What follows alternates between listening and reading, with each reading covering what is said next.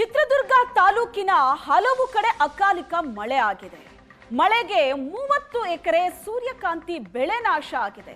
ಸೂರ್ಯಕಾಂತಿ ಬೆಳೆದಂತ ರೈತರು ಕಂಗಾಲಾಗಿದ್ದಾರೆ. ಚಿತ್ರದುರ್ಗದ ಹಲವು ಕಡೆ ಆಗಿರೋ ಅಕಾಲಿಕ ಮಳೆ 30 ಎಕರೆ ಸೂರ್ಯಕಾಂತಿ ಬೆಳೆ ನಾಶ ಆಗಿದೆ. ಮಳೆಗೆ ರೈತರು ಕಂಗಾಲಾಗಿದ್ದಾರೆ. ಲಾಭದ ನಿರೀಕ್ಷೆಯಲ್ಲಿದ್ದ ರೈತರು ಈ ಮಳೆಯಿಂದಾಗಿ ಶಾಕ್ನಲ್ಲಿದ್ದಾರೆ. ಚಿತ್ರದುರ್ಗ ತಾಲೂಕಿನ ಹಲವು ಕಡೆ ಸುರಿದಂತ ಮಳೆ 30 ಎಕರೆಯಲ್ಲಿ ಬೆಳೆದ ಸೂರ್ಯಕಾಂತಿ ಬೆಳೆ ನಾಶ ಆಗಿದೆ. ಸೂರ್ಯಕಾಂತಿ ಬೆಳೆ ಬೆಳೆದಂತ ರೈತರು ಕಂಗಾಲಾಗಿದ್ದಾರೆ. ದೃಶ್ಯದಲ್ಲಿ ನೋಡ್ತಾ ಇದೆ, ಜಮೀನಿನಲ್ಲಿ ನದಿ ರೀತಿ ಹರಿತಾ ಇದೆ ಮಳೆ ನೀರು. ಒಂದೇ ಮಳೆಗೆ ಸೂರ್ಯಕಾಂತಿ ಬೆಳೆ ನಾಶ ಆಗಿದೆ. ಬೆಳೆ ನಾಶ ಆದ್ರೂ ಕೂಡ ಅಧಿಕಾರಿಗಳು ಸ್ಥಳಕ್ಕೆ ಬಂದಿಲ್ಲ ಅಂತ ರೈತರು ಕಿಡಿಕಾರ್ತಿದ್ದಾರೆ. ಚಿತ್ರದುರ್ಗ ತಾಲೂಕಿನ ಹಲವು ಕಡೆ ಸುರಿದಂತ ಭಾರಿ ಮಳೆ, ಈ ಮಳೆಗೆ ಸೂರ್ಯಕಾಂತಿ ಬೆಳೆ ನಾಶ ಆಗಿದೆ. ಕೋಟೆನಾಡು ಚಿತ್ರದುರ್ಗ ಜಿಲ್ಲೆ ಏಳಿಕೇಳಿ ಬರಪೀಡಿತ ಪ್ರದೇಶ. ಇಲ್ಲಿನ ಅನ್ನದಾತರು ಕಳೆದ 5-6 ತಿಂಗಳುಗಳಿಂದ ಮಳೆ ಬರ್ತಿಲ್ಲ ಅಂತಕ್ಕಂಥದ್ದನ್ನು ನೋಡಿ ದೇವರಲ್ಲಿ ಪ್ರಾರ್ಥನೆ ಮಾಡ್ತಾ ಇದ್ರು, ಮಳೆ ಬರಬೇಕು ಅಂತಕ್ಕಂಥ ದೃಷ್ಟಿಯಲ್ಲಿ.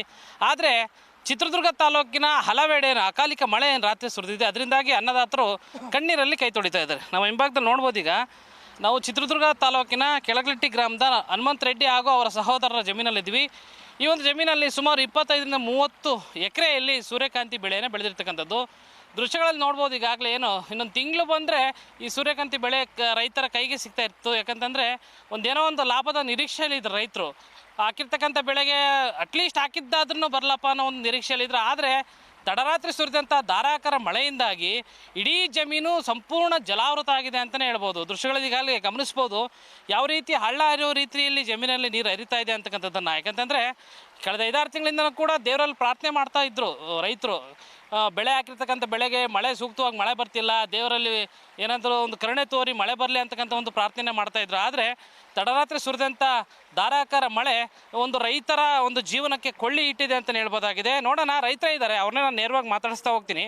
ಟೋಟಲ್ 25ರಿಂದ 30 ಎಕರೆ ಸೂರ್ಯಕಾಂತಿ ಬೆಳೆದಿದ್ದೀರಾ, ಎಷ್ಟು ಲಾಸ್ ಆಗುತ್ತೆ ಸರ್? ಇದರಿಂದ ಒಂದು 5ರಿಂದ 6 ಲಕ್ಷ ಲಾಸ್ ಆಗಿದೆ. ಅದಕ್ಕೆ ಈ ಸೂರ್ಯಕಾಂತಿ ಒಂದು 25 ಎಕರೆ ಪ್ಲಾಟ್ ಇದು. ಅದು ಹೂವು ಬಿಟ್ಟಿತ್ತು. ಈಗ ತಕ್ಷಣ ಮಳೆ ಬಂದ್ರಿಂದ ಅದು ಸುಂಕೆಲ್ಲ ಉದ್ರೋಗಿ ಈಗ ಕಾಳು ಕಟ್ಟಲ್ಲ, ಅದು ಕೊಳ್ತೋಗ್ಬಿಡುತ್ತೆ. ಅದಕ್ಕಾಗಿ ನಾವು ಸರ್ಕಾರದಿಂದ ಕೇಳ್ಕೊಳ್ಳೋದೇನೆಂದರೆ ಸೂಕ್ತ ಪರಿಹಾರ ಏನಾದರೂ ನಮಗೆ ಕೊಡಬೇಕು. ತಕ್ಷಣ ಇಲ್ಲ ಅಧಿಕಾರಿಗಳು ಬಂದು ನೋಡಿ ಇದನ್ನು ಬಗೆಹರಿಸ್ಬೇಕಂತ ನಾವು ಕೇಳ್ಕೊಳ್ತೀವಿ. ಎಷ್ಟೋ ಅನ್ನದಾತರು ಬೆಳೆ ಬೆಳೆಯುವಾಗ ಒಡವೆಗಳನ್ನು ಅಡ ಇಟ್ಟು ಸಮಥಿಂಗ್ ಸಾಲವನ್ನು ತಗೊಂಡು ಈ ರೀತಿ ಬೆಳೆನ ಬೆಳೀತಾರೆ. ರೈತರು ಯಾರು ಅವ್ರು ದುಡ್ಡು ಇಟ್ಕೊಂಡೆ ಬೆಳೆಗಳೆಲ್ಲ ಬೆಳೆಯಲ್ಲ, ಎಲ್ಲರೂ ಸಾಲ ಮಾಡಿ ತಂದು ಹಾಕಿರ್ತಾರೆ ಸರ್. ಅದು ರಿಟರ್ನ್ ಬರ್ರಿ ಅಂತ ಕಾಯ್ತಿರ್ತಾರೆ. ರಿಟರ್ನು ಬರುತ್ತೆ ಅಂತ ನಂಬಿಕೆನೂ ಇರೋದಿಲ್ಲ. ಈ ಮಳೆ ಬಂದ್ರಿಂದ ಈ ರೀತಿ ಆಗಿದೆ. ನಮಗೂ ಈಗ ಅದು ಏನೂ ಇಲ್ಲ ಸರ್. ಅದರಿಂದ ಸಾಲ ಮಾಡಿ ತಂದಿರ್ತಾರೆ, ಮತ್ತು ಅವ್ರು ಮತ್ತೆ ಕೊಡಬೇಕು ಅಂತಂದರೆ ಯಾವ ರೀತಿ ಕೊಡಬೇಕು? ಈ ರೀತಿ ಮಳೆ ಆಗಿ ರಾತ್ರಿ ಸುರಿದಂಥ ಮಳೆಗೆ ಭಾರಿ ನಷ್ಟ ಆಗಿದೆ ಸರ್. 25 ಎಕರೆ ಪ್ಲಾಟ್ ಇದೆ ಸೂರ್ಯಕಾಂತಿ, ಭಾಳ ತುಂಬ ನಷ್ಟ ಆಗಿದೆ. ಸೂರ್ಯಕಾಂತಿಲಿ ಈ ರೀತಿ ನೀರು ನಿಂತಿದೆ, ಎಷ್ಟು ಕಷ್ಟ ಆಗ್ತಿದೆ ರೈತರಿಗೆ? ಕಷ್ಟಪಟ್ಟು ಕೆಲಸ ಮಾಡ್ತೀವಿ, ಹಗಲು ರಾತ್ರಿ ಕಣ್ಣಿಗೆ ಎಣ್ಣೆ ಬಿಟ್ಕೊಂಡು ಕೆಲಸ ಮಾಡ್ತೀವಿ. ಕಂಡರ ಮನೆಗೆ ತಂದು ಬಂಡವಾಳ ಹಾಕಿದ್ದೀವಿ. ಮಾಡಿದ ಕಷ್ಟಕ್ಕೆ ಫಲ ಇಲ್ಲ. ಕೊಟ್ಟವ್ರಿಗೆ ಬಡ್ಡಿ ಹಣ ಕಟ್ಟೋಕ್ಕಾಗಲ್ಲ. ಏನು ಮಾಡಬೇಕು ದೇವ್ರಿಗೆ ಗೊತ್ತಾಗ್ಬಿಟ್ಟೈತೆ. ಬಡ್ಡಿನಿಲ್ಲ, ಗಂಟು ಇಲ್ಲ. ನಾವು ಬದುಕೋದು ಕಷ್ಟ, ಕೊಟ್ಟವ್ರಿಗೆ ಏನು ಕೊಡಬೇಕು, ನಾವೇನು ತಿನ್ನಬೇಕು, ಮಕ್ಕಳ ಮರಿಗೆ ಏನು ಒದಿಸ್ಬೇಕು. ಇದಿಷ್ಟು ಕೆಳಗಟ್ಟಿ ಗ್ರಾಮದ ಅನ್ನದಾತರ ನೋವಿನ ಮಾತಾಗಿರ್ತಕ್ಕಂಥದ್ದು.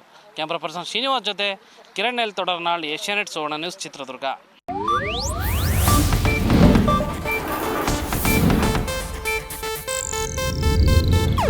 ಇದು ಏಷ್ಯಾನೆಟ್ ನ್ಯೂಸ್ ನೆಟ್ವರ್ಕ್ ಪ್ರಸ್ತುತಿ.